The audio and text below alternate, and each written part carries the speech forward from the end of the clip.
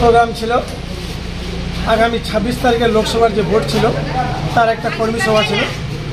সেই কর্মী সভার জন্য বুথ মিটিং করা হলো। সেই বুথ মিটিংয়ে আমাদের অঞ্চল প্রেসিডেন্ট সুরেন্দ্র দাস ছিল এবং ভূমি কর্মাধ্যক্ষ প্রদীপ দাস ছিল এবং প্রধানের হাজবেন্ড আসছিল। আমরা সবাইকে নিয়ে একটা মিটিং করলাম আগামী দিনে আমরা কিভাবে লড়াই করে আমরা বুথটাকে লিড দিই। আশা করছি যে আদ্রাগুড়ি, নলবাড়ি, নয়াবাড়ি, গোয়াবাড়ি মিলে আমরা 3 থেকে 400 ভোট লিড দেব। এটুকু মানে আমাদের কর্মীদের মধ্যে ক্ষমতা আছে।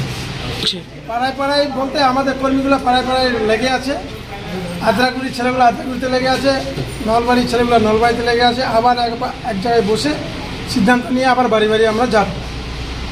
সেটা আগামী 26 তারিখে আমরা সফল করবই। আদ্রাগুড়ি বুথ যেন আমরা ভালোভাবে লিড দিতে পারি, যেটা বললাম সেটাই হবে। আপনার নাম?